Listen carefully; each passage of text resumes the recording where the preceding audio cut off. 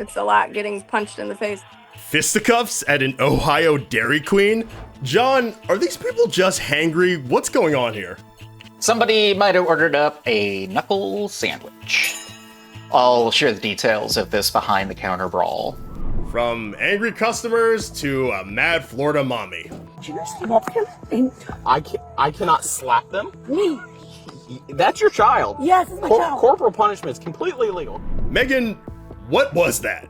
Oh, just a mom reacting to a 12-year-old taking her car to street race. And on a more serious note. I got a baby with a gunshot wound to the head by the window. Autumn, you have a tragic story coming out of Baltimore. A 6-year-old is found dead, and there are a lot of unanswered questions. I'm producer Eric Hamlet, and this is Criminally Obsessed.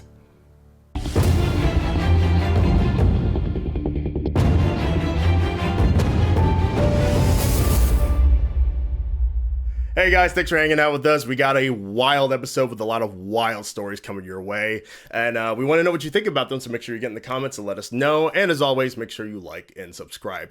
And we're going to start things off in Ohio, where things got really heated at a Dairy Queen. Police say a man walked into the kitchen and assaulted an employee over a food order. So, John, you've been following this story for us. What happened? So on April 30th, 61-year-old James Wicker was at the East Liverpool Dairy Queen when he decided to do this. As you can see, Wicker throws a vicious left hook at the employee, 25-year-old Ryan Warren, and then mayhem ensues. A coworker comes to Warren's defense, then another colleague tries to break things up, but then Warren finds an opening for revenge, putting him in a chokehold. I just didn't want anybody else to get hit. Or, we're in a kitchen. There's knives. There's hot grease. Homeboy could have had a gun. I mean, we never know. I didn't want anything to escalate. So I was just like, you're going to sleep. She kicks ass. Like that quote is so good. I also like her vibe. The neck tattoo looks great. But as far as Wicker, the guy who actually did, the assault, what's his deal? Like, what set him off so badly that he had to attack her for no reason? I mean, let's just go ahead and say that no matter what happened, there is no excuse for punching somebody like that. Absolutely, yeah, you're not wrong. I always feel like that disclaimer needs to happen, but there is some backstory. Apparently, the Wicker got the wrong order. That in and of itself is not enough to set anybody off, hopefully, but there was also a shift change that happened. And the incoming shift did not know, apparently, that he got his order wrong, or that they got his order wrong. And he apparently was waiting for a half an hour for his food. I get being frustrated about, waiting a long time for your food. Like, a half an hour is ridiculous, but that's not enough to, go Especially to when you got the kitchen. wrong order, and you're just sitting there waiting for the correct order, but, yeah. At most, you should be like, I should be getting this for free. That's it. Not putting your hands on somebody. Was also denied a refund. They said, we'll just get you your correct order out. And it still took, So very obviously there is reason to be frustrated. However, also according to the employees, he did not articulate any of this. He just started yelling at them. And again, you have to remember that it was the first shift, apparently, that got the order wrong. This is just like a new shift that came in, and there's guys just screaming at them, and they don't know why. So... That's insane. Do we know anything else about this man? There was some mystery surrounding this. He fled the scene afterwards before the police showed up. So the police put his face out there on social media saying, who is this guy? Help us identify him. And very quickly people were able to identify him. Did he get his correct order and then flee the scene? Or I don't think so. Did he stay hungry? No. I don't think while he was back there, he could have just started frying himself up his own hamburger. I mean, honestly, that's fair. And how are the employees? Are the employees okay? Ryan took a punch to the face. It looked vicious. It was a pretty solid punch. No, apparently Ryan, you can see it in the video that Ryan is kind of showing both sides of her face, and one side's kind of swollen, but no, it doesn't seem like there's any sort of long-term or lasting damage, but there's also plenty of other people involved, as you're kind of pointing out, but no, apparently everybody is more or less fine. Megan, I want to know, like, I think we've all here probably worked jobs where we've worked in like customer service. Like, it's usually like everybody's first job. My first job was Chick-fil-A, and I almost got into a fight while working at Chick-fil-A. So Megan, I want to know, like, have you ever had to deal with a customer in one of your past jobs where like something like this happened, where like you thought you might have to fight them or defend yourself at least? Listen, my first job was at Rita's Italian Ice. I was an ice cream scooper on the treat team. It was a really exciting job. And usually people didn't get too mad at me, but like there were occasions where we had like a line wrapped around the block and I heard somebody's order wrong, or like God forbid I wrote it down on the cup wrong and someone gets the wrong and they're like yelling at me. But usually it was like an older woman. It usually actually wasn't like a guy. It was one time I had this older woman yell at me on behalf of her grandson. Her grandson was like, "No, it's fine, it's fine." And I was like, I don't know what to do. But let me say this, and this might be a little controversial, but like this guy, it might just be a case of like the straw that broke the camel's back. Have you ever just like had one of those days where it's like Absolutely. it's like everything's going wrong and then you have to wait a half an hour for your Dairy Queen order? Also, like wondered he that, probably yeah. chose Dairy Queen because it was gonna be quick. And Yes. then Right. lo and behold, he's waiting half an hour and it's wrong. Or he's like, I've had such a bad day. Dairy Queen is the one thing that makes me happy every Yes. time. And it's Yes. completely ruined. The man from Dairy Queen, he's been charged, right? He's only been charged with 1 count of assault, so it's not. I think it's a misdemeanor even. So I wonder back if on he's the street. banned from Dairy Queen's Probably. across the nation. Well, I may not across the nation, but definitely that one at least. Man. Well, John, thank you so much for bringing this story to us. Absolutely wonderful detective work. And let us know if there are going to be any more updates. And honestly, hey, comments. Let us know how you would react if you saw something like this happen at your local fast food restaurant. Like, would you hop in to like stop it, or would you just film it like everybody else does? Because that's the world we live in currently. Let us know in the comments below. Please do. But with that being said, we are going to transition into our next story, which is a lot more grim, a tragic story coming out of Baltimore. We have a family and a community dealing with the death of another young person in our community. Autumn, you've been digging into this story. Who is this child and what happened to him? Well, Eric, on May 3rd, first responders arrive at the scene of a 911 call and discover the body of 6-year-old Micah Comegys inside an apartment. The kindergartner had a gunshot wound and there was a gun at the scene. But as of this recording on Wednesday, May 7th, this is still an active investigation and there are a lot of unanswered questions surrounding this tragic case. So this story does hit home for me, Autumn, because as you know, I live in Baltimore. I live in Baltimore County, so I'm like 20 minutes away from where this actually happened. And I just want to know, like, so what are the questions surrounding this case? So some of the things that we know are that the apartment where he was found was not his residence. We don't know who made that 911 call or who owned that apartment that he was found in. His mother has not come forward, and we don't know where she was when this happened. And we also do not have a suspect.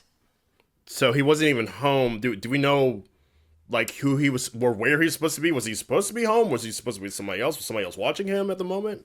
There's a GoFundMe for Micah's funeral, and in the GoFundMe, it actually says that this was the first time that Micah's mom let him leave with someone else and let him be in the care of someone else. So it sounds like maybe they knew he was with somebody, but apparently he lives about 3 miles away in the St. John's neighborhood. So this is not even the neighborhood that he lives in.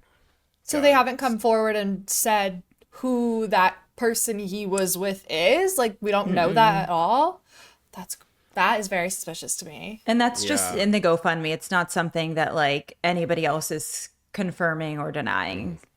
Is it possible that this person that he was with could have been the person who called, or are they thinking that it might have been somebody like from outside who heard the gunshot go off? That is also kind of up in the open here.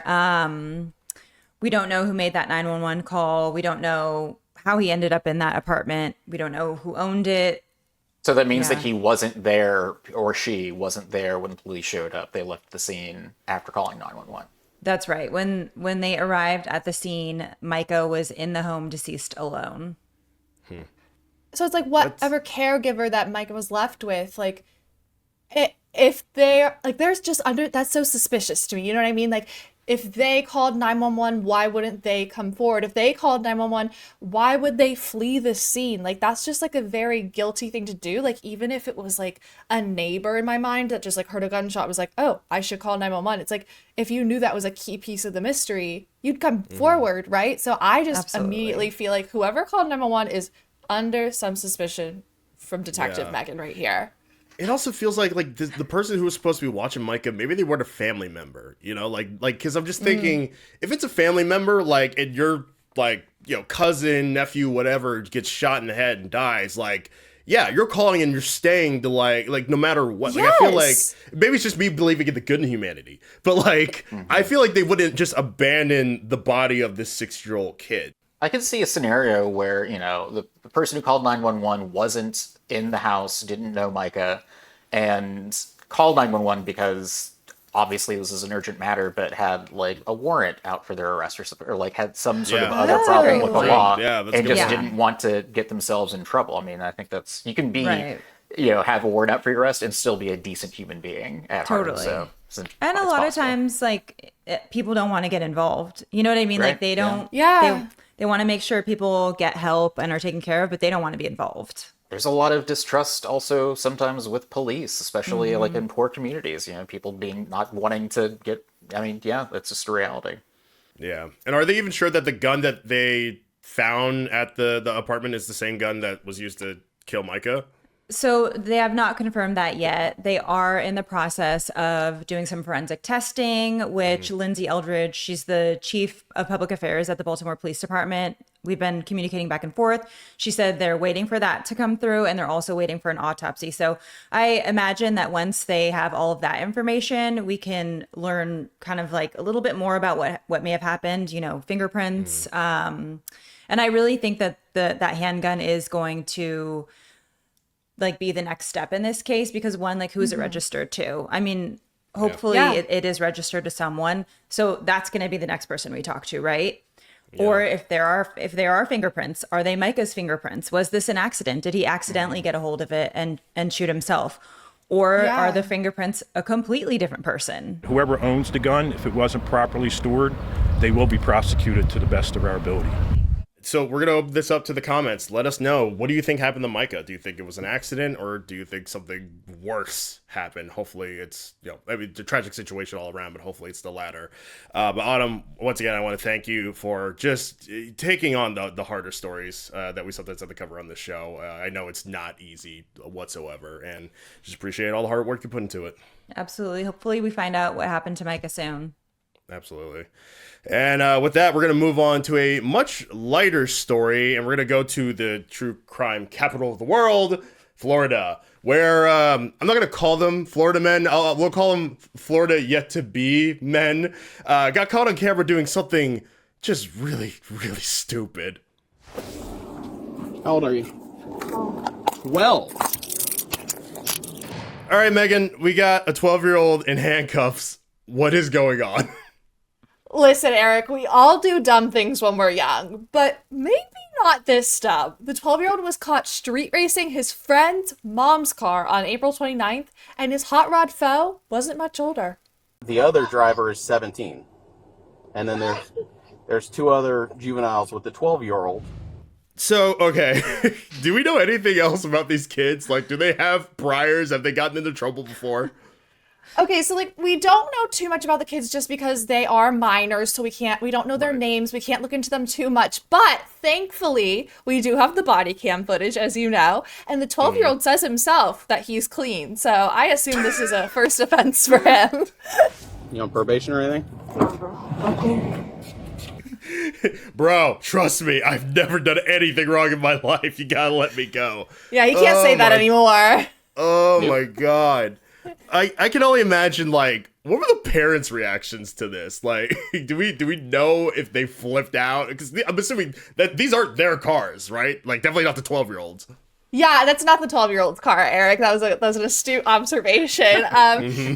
I've never been more grateful for body cam footage in my entire life, because we do have some of the parents' reactions on camera, and they are so different. So the mom So it's a little interesting. Let me do some backstory here. So the 12-year-old was driving a car, and in the passenger seat was a 16-year-old, and in the back was the 16-year-old. Well, the car that he was driving was the passenger's mom's car. So so it's not even his parents' car; it's somebody else's parents' car. It's so terrible. Like he's driving someone else's mom's car, and so like obviously that mom comes and she is like pretty upset. She does ask the officer if the officer can slap him for her.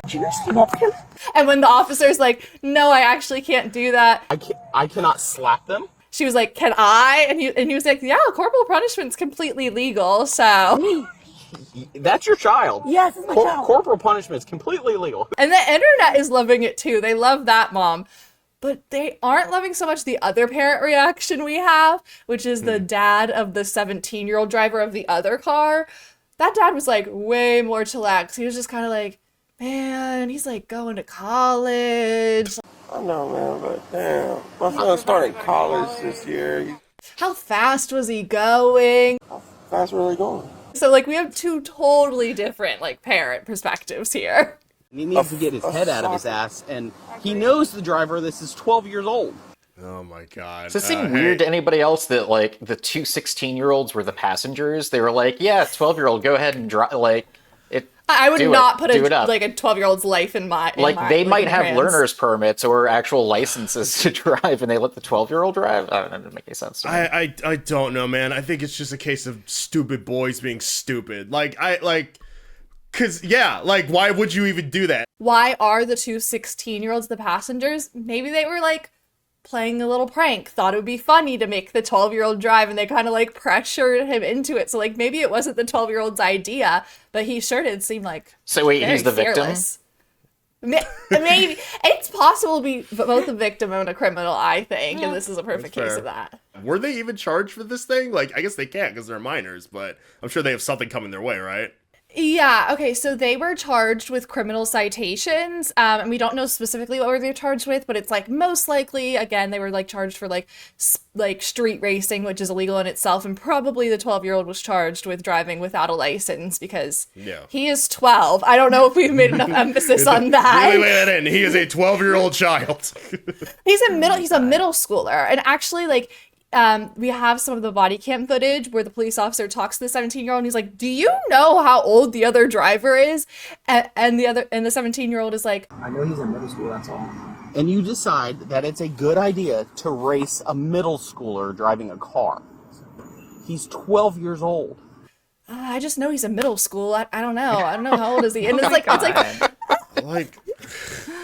it's like, I just know he's in middle school. Cool. You know that's not okay, right? You know nobody can legally drive in middle school, so actually, he's either in fact. 12 or to 14. Like, right. It's so ridiculous. Regardless, it's a crime.